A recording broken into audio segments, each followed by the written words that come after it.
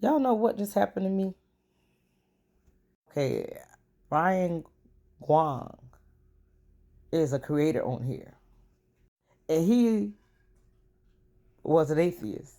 He didn't believe in God or Jesus Christ at all. And he said he was going to pretend for 30 days that he believed in God. Well, he started to believe him after 20 days. He started to believe because it take 21 days. They'll change over time. That's a sign right there that God all day long. Because in 21 days, you will have a change. If you do something repeatedly, like it takes, if you take a 21-day fast and you fast on 20 days, something will change in 21 days. I wish I could remember that. I wish I remember that right now. Like I know this and I need to do this. But anyway, he made me realize where I was lacking in my believer walk. That guy has changed my life. He has opened my eyes. Now, my pastor was already preaching about the bitter believer. And I was like, I've been like this for a long time. I don't want to be this way. I just wanted to be over. And every time I put it away, it pops back out because I be dealing with the wrong guys. I ain't gonna tell you no lie. After even dealing with when I do not want to deal with a man because they make me relapse into that state. And then that's the reason why God told me not to be bothered with these men in the first place. But I decided to be bothered with some of them because I think I could change what God said. And maybe God ain't said it, but I promise you, God said that.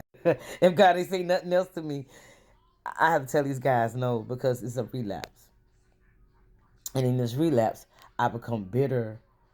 And it's not like I get bitter and I start opening up wounds and I want to just tell God, like, look, what was the plan behind all this? Because you know what I'm saying? Well, sometimes when you get wrapped in God, you become comfortable with certain things. So you don't think about it no more. As I said, reaching towards the mark of the higher calling, your mind should definitely be on that. You become, your life become the word. You walk in the word. You're no less than the word. But the last time, I don't even know what I was thinking about. So I done been had a relapse back in sin for 2 years, and I don't even want to be here. Like that's too long, 2 years. Because I know when the first one started to happen, I still was in church, but I was like they call it the drifter. I was drifting away slowly under the currency of my life because of the fact who I was dealing with and what I had in my house. Now, before then, my pastor already told me not to have nobody in my house, and I still had somebody in my house. God told her not. This is not the season to have people in your house. See, I thought she was only talking about the people who wasn't of God. This man I thought was a godly man. Well, whatever. But anyway, going what I was saying. But anyway, that mess turned my life upside down. Tell you no lie, whatsoever.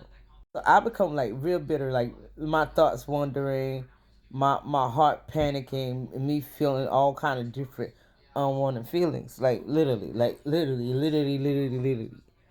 Um, I even left church Sunday not in a funky mood, but in a very sad mood, a very low mood. Like I was not supposed to do that. Like literally. But when I found out tonight, when the atheist, I'm with Brian. I'm not gonna call him that. When Brian decided what he's gonna do the first day, he was more. He was more into the Christian than I was.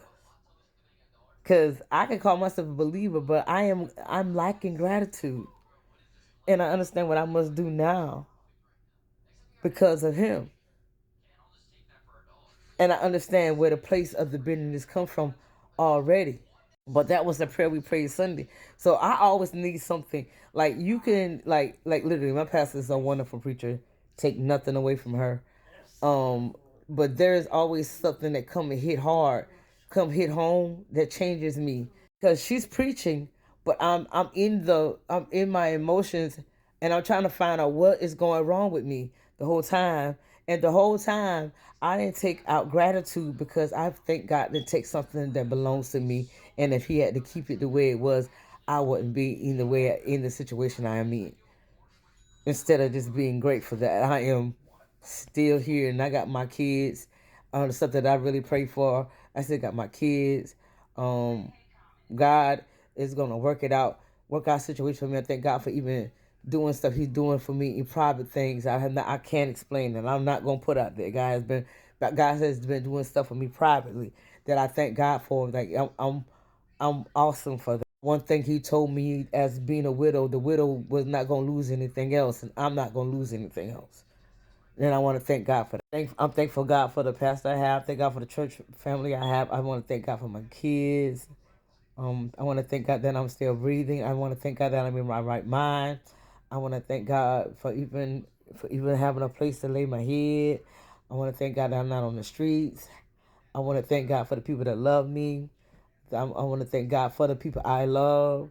I want to thank God for my family. I want to thank God for the relationship between me and my sisters. Gratitude has really changed my life. Like that little moment.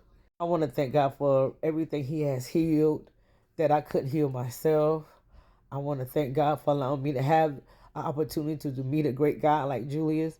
I want to thank God for my son Julius. I want to thank God for my sister-in-laws and everybody who really do love Julius, even though they probably don't even love me. But I want to thank God for that. I definitely want to thank God for the fact that I can cook. I thank God for the fact that I can talk and even be alive, even when I don't want to be alive. I want to thank God for not being a part of my suicide attempts. I want to thank God for allowing me to always know that I can't kill what He want alive. Like, I want to thank God for my daddy, my sisters, my brother. I want to thank God for my daddy, my loving daddy. I want to thank God for having the opportunity to meet him. If it wasn't for God, I would have never met him. I want to thank God for the love that He showed me and everything. I want to thank God for being home when I even shouldn't even be home. I want to thank God for that. I want to thank God for keeping me when I shouldn't even be kept. I want to thank God for that. I want to thank God for meeting people, good men that I did meet in my life. I want to thank God for that. I want to thank Brian. Thank you, Brian, for opening my eyes to the lack that I had going on inside me because I was so focused on pain and not still being grateful for what I do have. I even want to thank God for the losses I have and even the pain I have. Because one day, my pain going to pay me. And I'm very thankful. Thank you, Jesus, for dying on the cross for me. But you know what? I thank God for you more than anything. I thank you more than anything.